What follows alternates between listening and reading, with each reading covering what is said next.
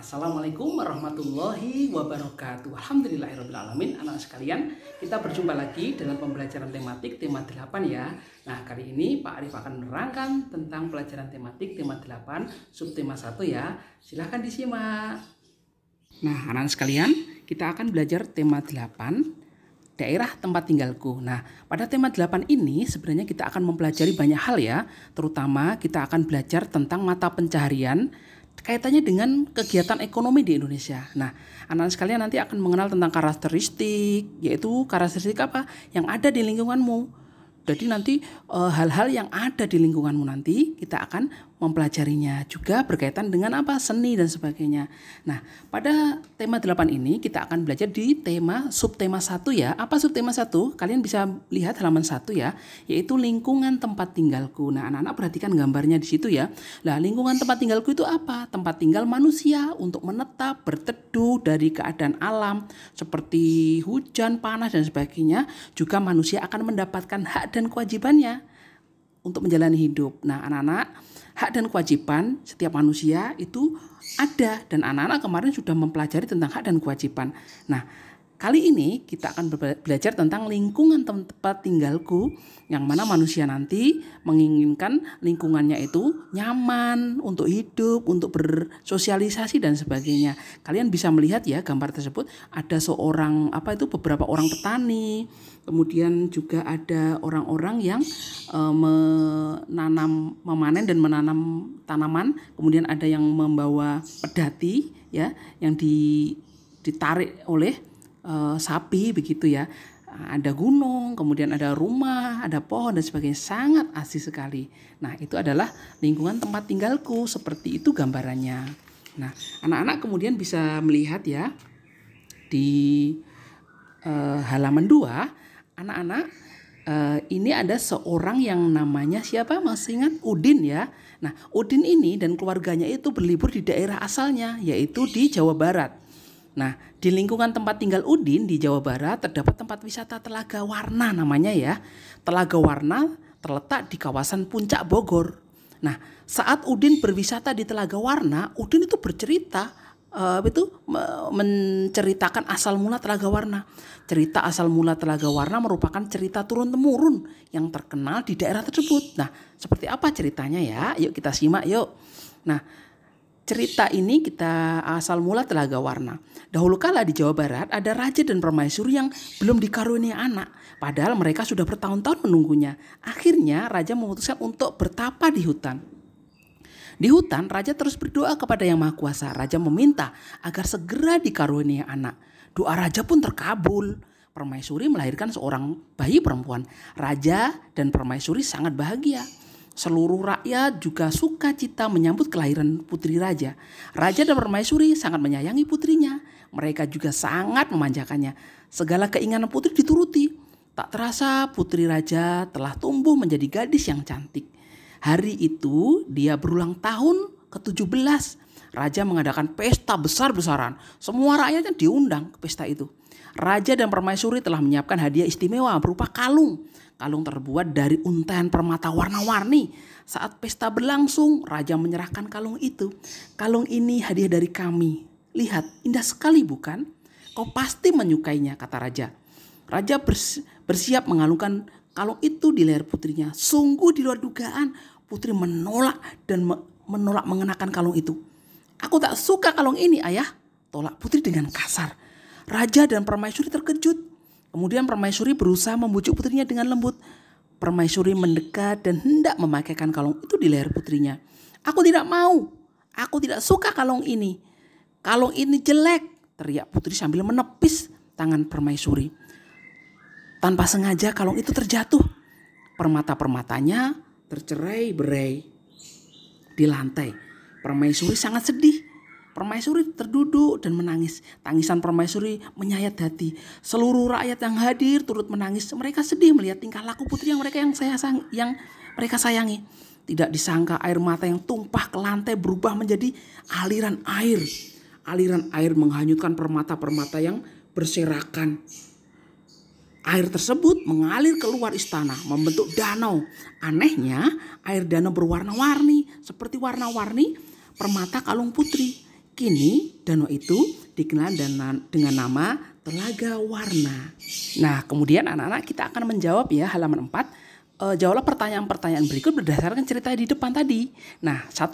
Siapakah tokoh yang terdapat dalam cerita tersebut? Ayo, 1. Permaisuri, kemudian siapa? Putri Raja, ada Raja, juga ada siapa? Rakyatnya ya. Itu adalah tokoh-tokoh yang ada dalam cerita tersebut. Kemudian yang kedua apa? Di mana Raja melakukan pertapaan? Ayo, Raja bertapa di mana? Di hutan, betul sekali.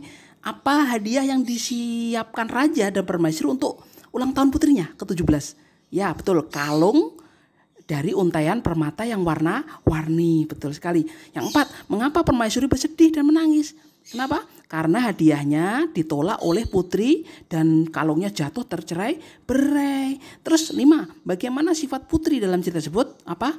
Tidak menghargai pemberian atau hadiah dari orang tuanya. Nah, itu adalah sifat putri yang sangat jelek. Nah, anak-anak sekalian, anak-anak tentu saja akan bisa kan berlatih menceritakan kembali cerita itu secara lisan, menyebutkan tokoh-tokohnya, asal mula Telaga Warna kan.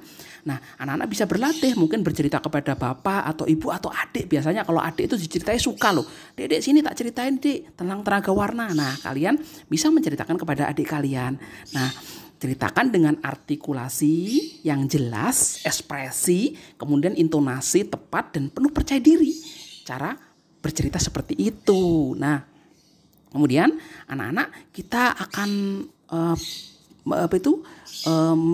menjawab ya halaman 5. Kita cari informasi yuk. Ini kan cerita ini termasuk cerita fiksi kan. Nah, carilah informasi tentang cerita fiksi dan ciri-ciri dari beberapa sumber ya, apa yang dimaksud dengan cerita fiksi. Nah, karena Telaga Warna ini, asal mula Telaga Warna ini adalah cerita fiksi. Nah, kalau anak-anak bisa melihat ya halaman 5, cerita fiksi itu apa? Nah, Pak Arif kasih bantuan ya. Cerita fiksi adalah cerita khayalan atau tidak terjadi sebenarnya. Jadi sesuai dengan imajinasi pengarangnya. Jadi kalau ada cerita kancil, kemudian ada buaya, kemudian ada tupai, ada cerita monyet atau apa begitu ya. Itu adalah cerita khayalan yang sebenarnya tidak terjadi. Nggak ada binatang kok bisa ngomong kan juga gitu kan. Atau tentang cerita Cinderella atau cerita yang lain kan, atau cerita-cerita di Indonesia ya, banyak sekali itu adalah cerita fiksi, jadi tidak terjadi sebenarnya. Kemudian ciri-cirinya apa? Ceritanya hasil rekaan atau imajinasi dari pengarangnya. Jadi kalau kamu seorang pengarang bisa menceritakan sebuah karangan, itu adalah cerita fiksi juga. Nah, kemudian ada lagi kebenarannya relatif, sebenarnya tidak mutlak, tidak mesti seperti itu, ini hanya relatif saja. Terus memakai bahasa yang konotatif, jadi mengkonotasikan, menyerupakan gitu ya, seperti bahasa-bahasa si kancil yang cerdik, licik atau apa yang lain gitu ya. Nah, kemudian ada juga pesan moralnya. Dan di sini pesan moralnya apa? Bahwa kita tidak boleh berbuat jahat kepada orang tua, kita harus menghargai hadiah dari atau pemberian dari orang tua atau orang lain. Nah, kemudian ciri-ciri lain adalah penulisannya tidak baku. Jadi ada beberapa penulisan yang tidak baku. Nah, anak-anak sekalian, kita lihat halaman 6 yuk. Nah, di halaman 6 ini ada Udin ya. Udin itu di dekat rumah Udin di Jawa Barat juga terdapat taman mainan ya. Kamu mungkin kan sering kan main apa ayunan, kemudian perosotan, kemudian ada tukang penjual makanan ya, didorong-dorong begitu. Nah, ternyata ketika ayunan, kemudian perosotan dan sebagainya, mereka itu bergerak kan. Nah, Udin menarik ayunan, ditarik dulu kemudian didorong ayunan tersebut. Nah, kemudian berayun-ayun. Nah, hasil itu yang dilakukan Udin itu hingga ayunan itu bergerak. Nah, teman Udin yang didorong tadi bergerak karena ayunan tadi sebenarnya itu adalah dari dorongan siapa? Betul sekali, dorongan Udin. Nah, itulah dinamakan gaya. Nah, anak-anak masih ingat kan gaya? Jadi gaya itu adalah suatu kekuatan yang mengakibatkan benda yang dikenainya dapat mengalami gerak atau bergerak. Perubahan kedudukan dan perubahan bentuk. Jadi nanti kalau kena gaya, basa Jawane ini, nak kena gaya, engko benda itu bergerak. Atau benda itu berubah kedudukannya, berubah tempat, berubah kedudukan atau berubah bentuk sekalipun. Sing maune neng pinggir kiri kemudian didorong menjadi pinggir kanan. Nah, itu kan bergerak, berubah tempat. Atau mungkin ada aqua sing maune api ketika diremet krek gitu ya, pakai gaya otot itu ya. Terus kemudian apa? Akar melenyet gitu ya. Nah, itu adalah bagian dari berubah bentuk. Nah, gaya juga dapat diartikan sebagai tarikan atau dorongan yang dapat mempengaruhi keadaan suatu benda. Nah, masih sudah tahu ya tentang gaya ya. Nah, gaya yang diberikan Udin terhadap ayunan tadi, ditarik dan didorong tadi, akibatnya ayunannya bergerak. Nah, saat ditarik bergerak ke belakang, saat didorong bergerak ke depan. Nah, itu namanya gerak. Lah, gerak itu apa? Gerak itu perpindahan kedudukan suatu benda terhadap benda lain. Jadi berpindah itu dari pinggir kiri ke pinggir kanan. Nah, itu kan berpindah. Nah, berpindah kedudukan maupun mendekati atau menjauhi sesuatu gitu ya. Itu dinama karena akibat gaya. Jadi gerak itu diakibatkan oleh gaya. Gaya mengakibatkan adanya gerak itu tadi ya. Bedanya gerak sama gaya seperti itu. Nah, anak-anak sekalian bisa melihat ya di halaman 7 itu kalian bisa mencoba. Nah, buatlah kalian sama adik atau kakak boleh ya. Nanti kita mendorong dan menarik meja. Coba kita tujuannya adalah membedakan gaya dan gerak ya. Alatnya adalah meja. Langkah pertama adalah letakkan meja di tempat cukup luas. Kemudian dorong meja itu, amati apa yang terjadi pada meja itu. Nah, tarikan meja itu kemudian tariklah meja itu. Apa yang terjadi? Nah, kita akan jawab coba. Apa yang terjadi pada meja saat didorong? Meja akan bergerak, betul sekali. Kemana arah meja saat didorong? Meja searah yang didorong, jadi didorong ke depan gitu meja itu ya kan. Nah, yang 3, apa yang terjadi jika meja ditarik? Ya, bergerak juga kan? Nah, bergerak gitu. Nah, terus kemana arah bergeraknya? Dari depan itu ya, sesuai dengan yang ditarik. Kalau ditarik ke belakang ya bergerak ke belakang kan gitu. Nah ternyata meja itu dapat bergerak. Nah, karena ada gaya tadi, tarikan maupun dorongan. Nah, kamu bisa mendiskusikan dengan Bapak atau Ibu di halaman 9 ya. Apa perbedaan gaya dan gerak? Nah, kalau gaya apa tadi? Nah, coba ya. Nah, tugas kamu yaitu nanti kamu menuliskan perbedaan gaya dan gerak dan kasih contoh ya. Apa itu? Perbedaan gaya dan gerak. Gaya apa, gerak apa, kemudian perbedaannya apa gitu ya. Kemudian contohnya apa ya kalau gaya dan gerak itu apa. Itu saja ya tugas dari Pak Arif. Terima kasih. Nah, anak-anak sekalian, begitu tadi penjelasan Pak Arif tentang tema 8 subtema 1. Kalian sudah paham kan?